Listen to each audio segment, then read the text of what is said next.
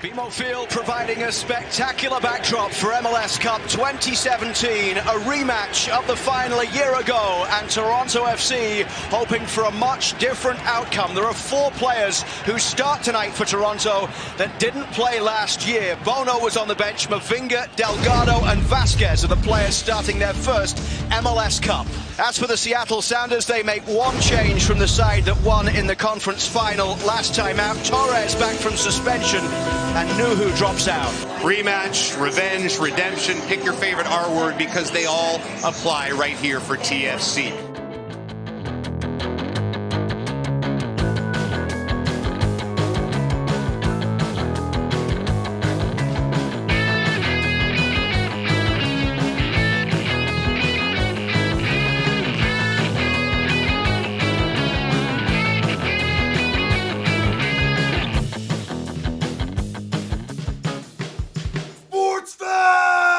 It is Sportsfeld Storytime. We are going back to Championship Day, the Champagne Day, December 9th, 2017.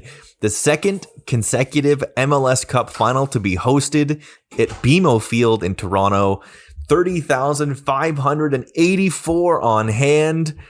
A 1-degree day. It was much colder the year before. So it was a 1-degree day. Still cold, of course, because BMO Field is always cold, especially in the winter. But Toronto's chance to get redemption against who else but the Seattle Sounders. I remember some breathtaking stuff before this game. The tifo was unbelievably cool. The atmosphere was unbelievable. Truly an amazing time to be a fan of Toronto FC. This is one of my favorite Toronto days ever, from start to finish. The fact it was an unseasonably warm December afternoon, choosing to start at 4 instead of 7 or 8 like the previous year was a great call. Being in the stadium wasn't a frigid nightmare. But even just pregame, I went to this game with our good friend Jacob Kramer, who at the time lived very close to BMO. So we sort of started our day with the pre-drink there. And it was just one of those Toronto sports days, especially down in that neighborhood, whereas get to the liquor store at noon down by Liberty Village. Everyone around you was clearly sort of out at that time for the same reason. Everyone was getting their drinks to pregame before this game, whether they were going or going to a bar. There was just such a vibe in that neighborhood at the time, which is usually not a neighborhood I enjoy very much, but it was just such a cool day. And you felt it as well, I think, in 2019 with the Raptors. You felt it in 2015 with the Jays. You felt it occasionally before games Leafs have blown. But it was just one of those fun, nice days that you could just kind of feel it from the start of the day. You knew the game itself was tense, but you could just kind of feel it that it was going to end well. We had spoken previously on this series about the determination and the business-like mentality that the team had the entire year. And I would agree that I think that was reflected in the fans this day, because everybody I talked to, I remember I met my friend Cal, who was a day one Red Patch Boys guy. I texted him that morning they're going to win 2-0 today, I think is what I put in, because I was very confident, and they were playing with such confidence, and they had solved defensive issues, and there really was that just calmly and confidently going into the stadium. Whereas I think the year before you would put it better last month, where you were just they went into that sort of being I hope we win this game. It would be amazing if we won. Whereas this was very much Toronto FC is going to win this game because they are a better team, and they are prepared, and they are completely ready for what it takes to do this. Yeah, and I think that sort of carried over into the vibe in the stadium as well. Again, I think the warmer weather helped this, to be perfectly honest, because it was the building was loud in 2016. Don't get me wrong, and the crowd was excellent, but there was just such a swagger to your point, to both the team and the fans, and we talked about it last week with the decibel levels that the building hit in those midsummer Montreal games. And it was just like every game and every crowd in this season just kind of felt, it had that like that so what fuck you thing to it. It was very much just like it's ours to lose and we all know it and we know we're better. And it was just a really cool environment to be in. For Toronto FC, working from the back, Alex Bono in net, Betashore, Moore, Mavinga, and Morrow, the back four. Bradley holding in mid, Osorio and Delgado in the midfield, Vasquez behind the Twins up front, Giovinco and Altidore to start. For Seattle, Stephen Fry, who was excellent, by the way, in this game. Leardam, Torres, Marshall, Jones. Then in the midfield, Roldan and Svensson holding with Lodero, Dempsey, and Rodriguez in front of them. And Will Bruin, the lone center forward. Toronto really does control this game. We talked last month, of course, about the loss in Seattle and about how it was sort of a slow pace. There was only really one great chance. There was the huge save on the Jozy header that was unbelievable late. And that was sort of it in terms of solid, real chances. That was not the case in this one. Stephen Fry made 6 saves in the first half of this game. Toronto basically has the ball the whole time. Tons of attacking runs. Really, really, really more in control than they were the year before, but it was Fry who was really, really the reason that Seattle didn't get blown out, honestly. Vasquez across to the far side to take it. Mavinga forward from the back. Drew Moore in there as well. Mavinga gets contact to it. Moore on the back post. It's over the bar.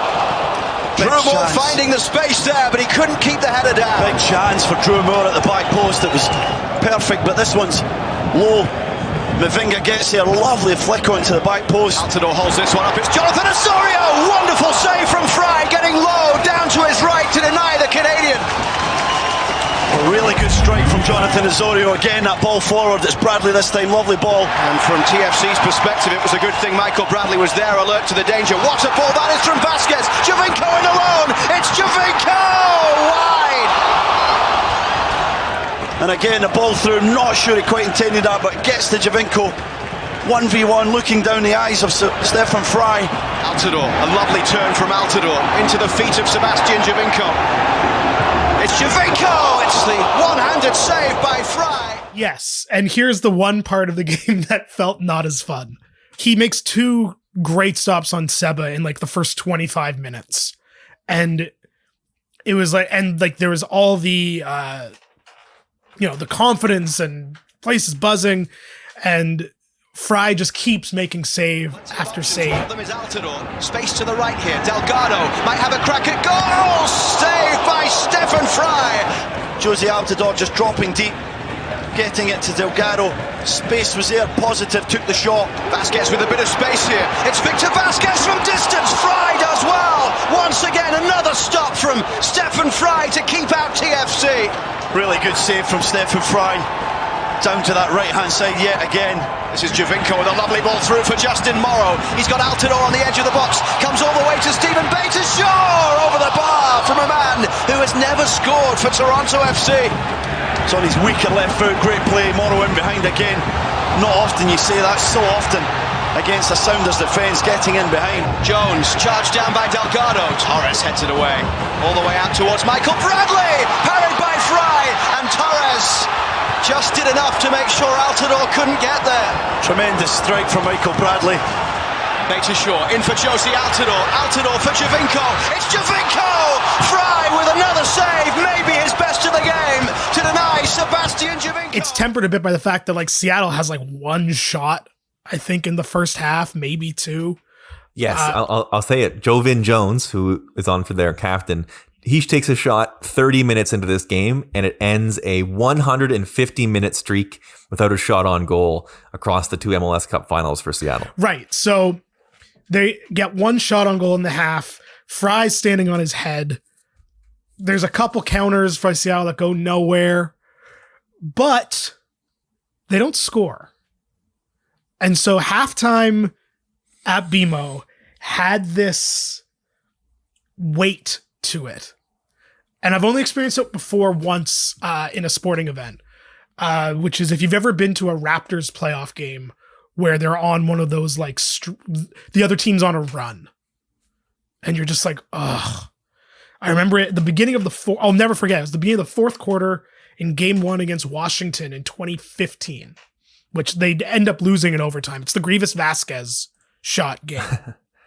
But they were down like 14 at the start of the fourth. And I remember being in the bathroom, and ACC has these like little TVs in the bathroom where you can see what's going on while you're in the bathroom. It was just this feeling of like, it's not over, but like there's a dread. And this is a little different. It's similar to what you get in between innings in a big baseball game. And there was this feeling in BMO of like, it's happening again. Because the Toronto FC were by far the better team, dominating on all sides of the ball. But it had this feeling of like, and no one was saying this, but I remember thinking this of like, this feels a lot like last year.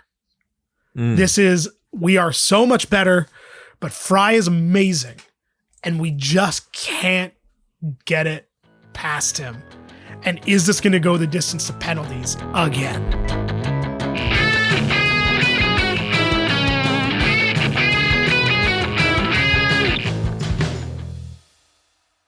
Coming out of the second half, Toronto continues to pour it on. Big saves on shots from Bradley and Giovinco just after the hour mark. But they finally break through in the 67th minute. It's a string of passes that lead to Jozy Altidore on the counterattack. And here's Victor Vasquez. Giovinco. Altidore is onside here. Jozy Altidore through on goal. It's Jozy Altidore! And the deadlock is broken by Jozy Altidore. The midway mark in the second half. Jozy Altidore sets BMO Field alight on Toronto's biggest night. The relief and eruption in this stadium is there for everybody to hear. What a move from TFC. Transition, Ladero goes up one side. TFC within two very clever passes. Altidore through and goal. Great ball from Morrow. Terrific from Vasquez. Giovinco with a vision. The weight of pass to free Jozy Altidore, and as Fry came out, as he's looked unstoppable tonight, he couldn't stop this one from Altidore. What a finish from the US international. That and the Edwin wildcard home run are the two craziest live things I've ever seen. In terms of where were you sitting for this? We were sitting, whichever I guess would be I don't know, whichever end the supporters section is. I always forget which direction it is. I guess that's the north end. Kind of two sections towards midfield from the supporters end. So the side that the goal went in on. And it was just pandemonium everywhere. Just like those great like sport crowd moments where everyone's just hugging everyone and everyone's screaming. And it was just, I think because of everything I was saying before of this fear of it happening again, it was like, you could feel the building exhale. I don't mean to keep relating it to other sporting events I've been to, but do you remember how Skydome felt when Martin hit the home run against the Yankees? Yes. In that game where absolutely. It was like 1-0 and then he hit the 3-run home run. It was that kind of thing of just like, there it is. Beautiful, beautiful comparison. I think that's absolutely perfect. Seattle makes some subs and then they start to get a little bit crazy. In the 83rd minute, a wire holding a camera falls on the pitch. I have no memory of this. I believe it. Me either. I have no memory of this at all. Toronto makes a couple subs. They bring on Armando Cooper for Rosario, and they take off Altidore to bring on Nick Hagwin, extra defense. Seattle tries to score the couple shots that Bono saves, but they can't stop the counter. In the 90th, Gio looks for a penalty, doesn't get one. Thought maybe they would. It comes down to Vasquez the chases 94th the red and white smoke coming from behind the goal. Is there a chance for TFC to make certain in stoppage time? It's Sebastian Giovinco. It's through for Armando Cooper. Armando Cooper off the post and knocked in by Vasquez. Toronto FC will win MLS Cup for the first time. Boy, I mean, boy, oh boy. That was just that. It was like, it felt like an empty net goal. Vasquez makes sure deep into stoppage time and the celebrations can begin. as the team in red celebrate winning the 2017 MLS Cup. Great play from Javinko. Armando Cooper, the substitute, does terrifically well. Really unfortunate, off the post. Victor Vasquez, so befitting. He's there, follows up the play, bundles it into the net. He won't care how that goal goes in. TFC, MLS Cup champions. Vasquez, I think, got a yellow card for taking off his jersey and just, like, pimping it at the supporters, which was a great moment. Yeah, it was just like that. Like, I remember the Jozy goal very well from being in the building. That one's kind of a blur. Yeah, just because that was just like the celebration had kind of already started because it was the 94th and they were so dominant. Like after Jozy scored, there was not really that much like nail biting, I would say. Yes. But then like Vasquez puts it away and it was just like, it was like mid celebration. Cause that's like, once you hit stoppage time, everyone's jumping, everyone's singing, everyone's yelling. And then he puts it away and it just continued that. And it was just like, it was just pure like sports joy. It was great. It was, if you can ever make it to the final of anything where your team wins, I highly recommend it because it's it's a lot of fun.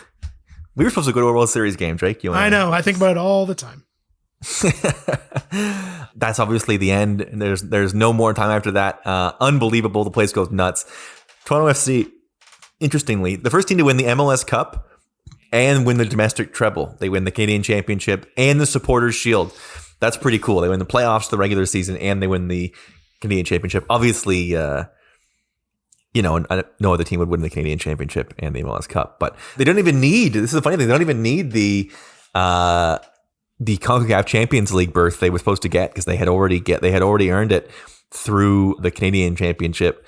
But boy, oh boy, Toronto also qualifies to play and host the inaugural Campeones Cup. Oh, yeah. Winner of the MLS Cup faces the Mexican Campeón de Campeones. They play against Tigres for that. Unreal.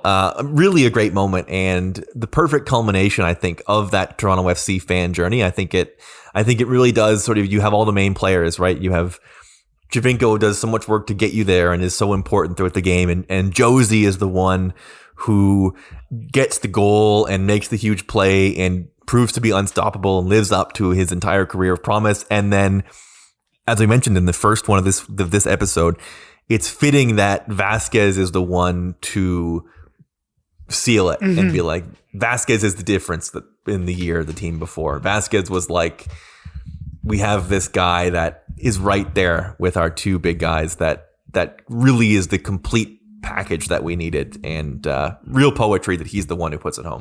Yeah, and that was sort of, I don't know if this is true, but it felt like that was sort of the conversation about it. Just like, yeah, hell yeah. Awesome. And then, listen, this isn't even the end for this team. They would go on an incredible Champions League run. They play some of the best teams across North America. They have some incredible games. They make it all the way to the CONCACAF Champions League final. That goes down to a shootout. And we will talk about it and the future of the franchise next week on Sportsfeld Storytime.